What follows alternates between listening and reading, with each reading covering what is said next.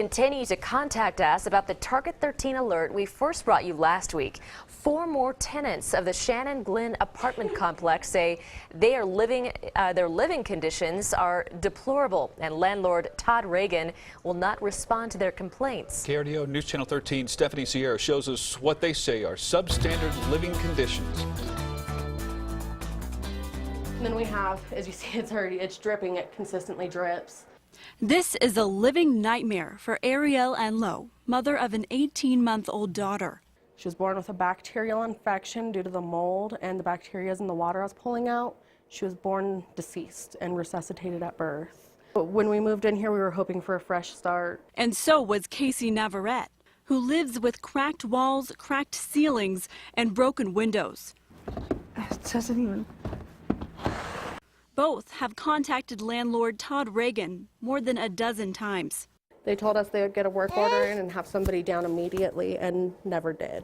I went to Ragan's office a couple different times to get answers, but he was never around. He comes and goes throughout the day, so... I witnessed the conditions these tenants are living in, and it's disturbing. Are you aware about what they're living in? No, we don't have anything to do with their day-to-day stuff, so... Quarters need to leave. They need to leave property now. So I collected the victims' leases and condition reports that were filed within 72 hours of move-in and brought them to Deborah Fortenberry, who specializes in real estate law, to see what she thinks. It's never okay for a landlord, a business owner, to allow deteriorating conditions.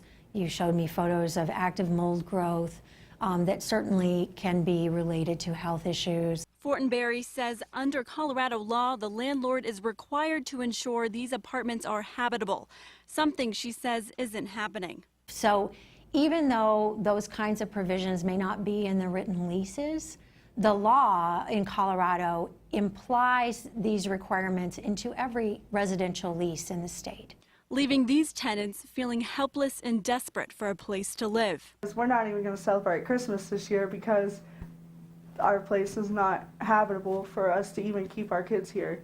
In Colorado Springs, Stephanie Sierra, KRDO News Channel 13.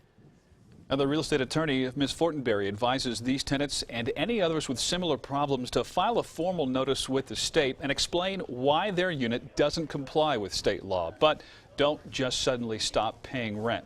We have more information about the proper steps to take when filing a complaint on our website, krdo.com.